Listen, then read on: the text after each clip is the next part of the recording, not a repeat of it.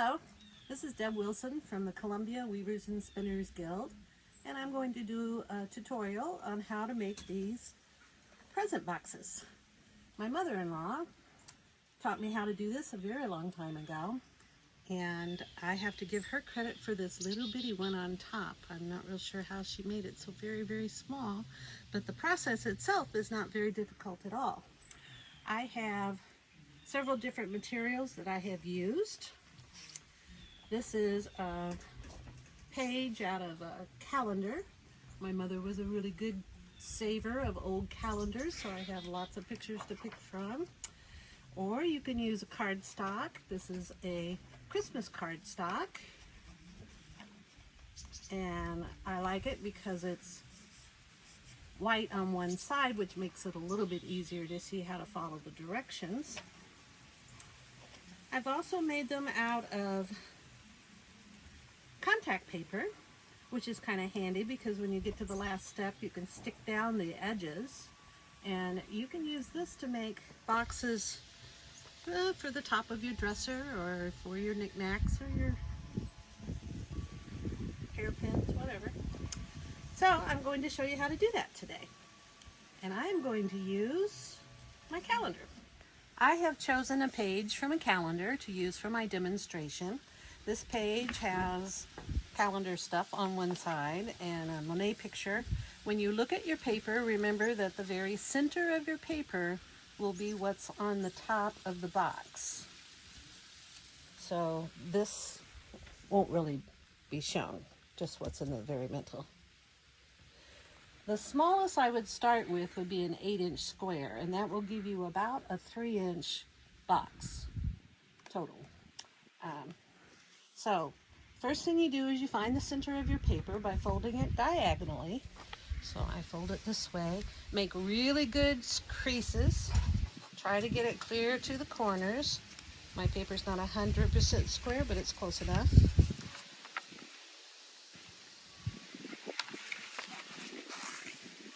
And if you want to, you can use the side of your ruler to make your good strong creases, or your scissors, either one will work. So what you should have now is a paper that has been divided into 4 equal triangles. Then we turn it so that the picture side is down, and we're going to fold these triangles into the center, creasing really well again.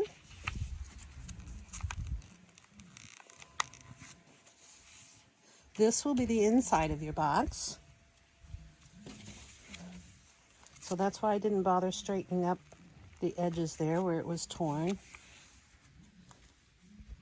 Some of you will want to straighten up your edges because I know how you work. But you know how I work too, so. Okay. So this is your basic shape that you're going to work with.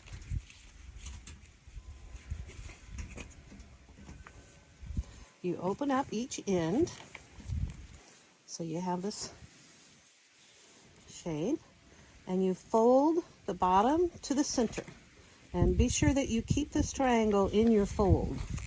You don't want it sliding around.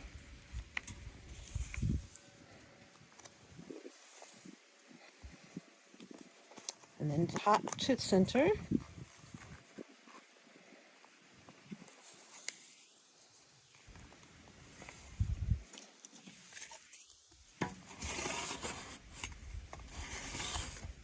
So just to review what we did there, we had our 4 flaps. I opened up the ends, and then I folded the centers into this shape. Now we're going to do the same thing in the opposite direction. So we open it up again, this time folding out the opposite flaps, and repeating the process of folding to the center.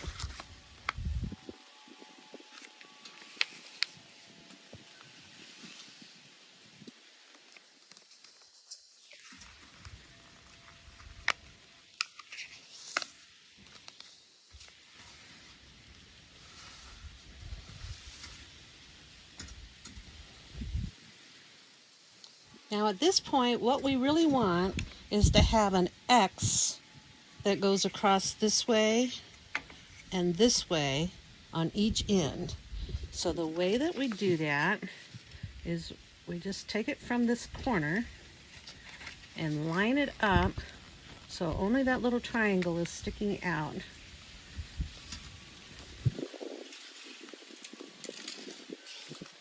So that makes the first part of our X. And then we do the same thing from the other side.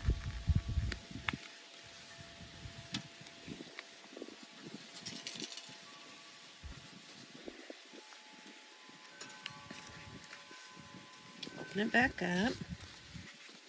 And then repeat that on the opposite end. So here's our X we're looking for. So we're going to line that up.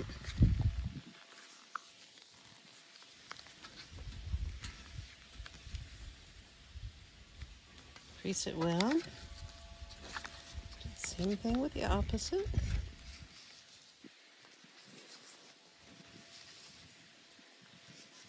Of course, you know me, I love the geometry of it all. This is an origami box. Now, what we're going to do is fold our box together. Okay, so we had it in this shape, and I'm just going to pull these sides up because this is going to be the outside of your box, here and here. And where we made those creases, we'll make it so that it looks like this. See how that triangle goes together there and there? And then you bend it down over that. Try to get it down to where your crease is.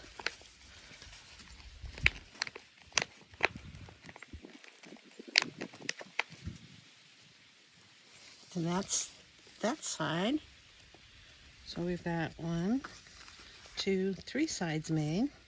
So we turn it the opposite way. And again, we put the corners down. Oops.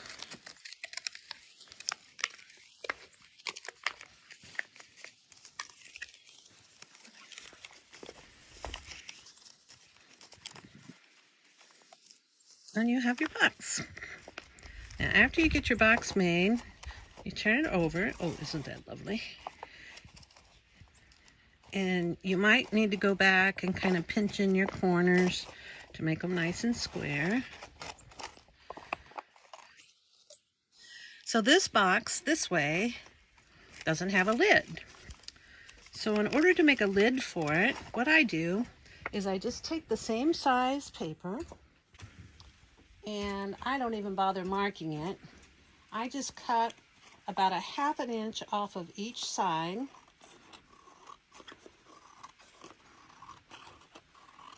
Not each side, off of 2 sides. Off the right side and the top side.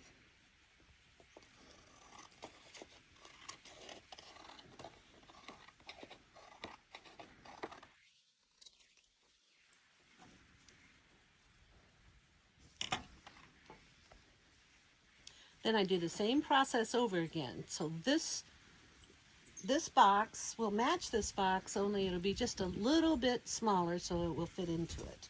So I will quickly make another one, find my centers.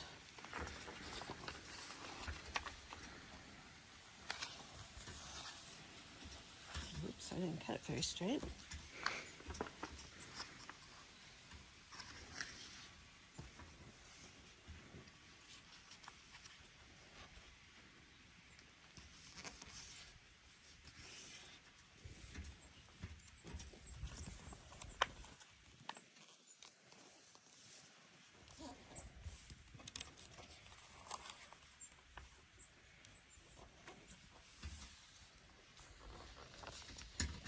Before, I want to fold this to the middle, get good creases.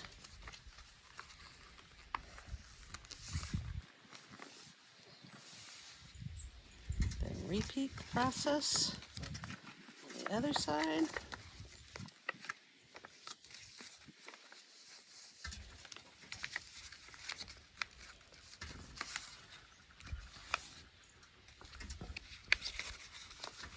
mother-in-law always liked to use Christmas cards. And she would use the pretty part of the card for the box, and then she would do the white side of it for the bottom of it. Okay, so now we've got our box, we've got our folds. I need to make that X across like that.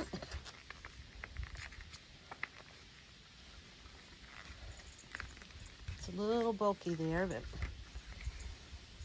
remember this is going to be on the inside anyway.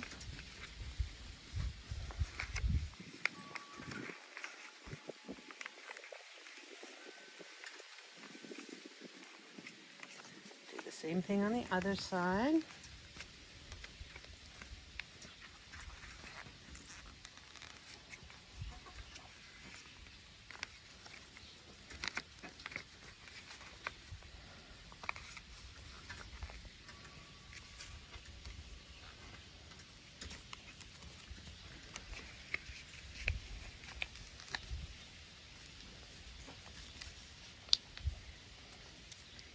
Okay, and we are going to open up our sides, and it just it's supposed to kind of automatically go together like that. Sometimes it works better than others. And fold it over.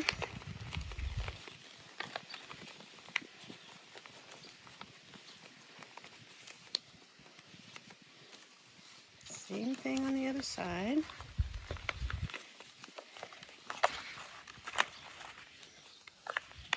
Hard to see when you pull it in like that. Oh.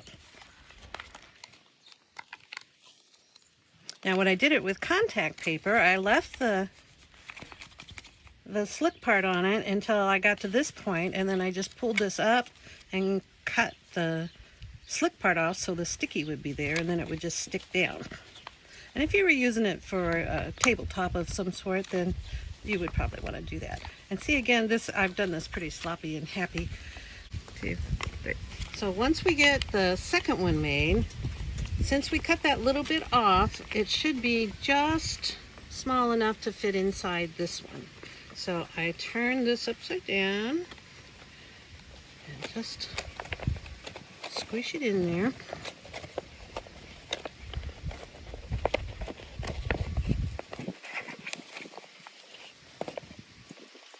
And we have a present box. You can see on this little one that Donna made, teeny little box with her present in it.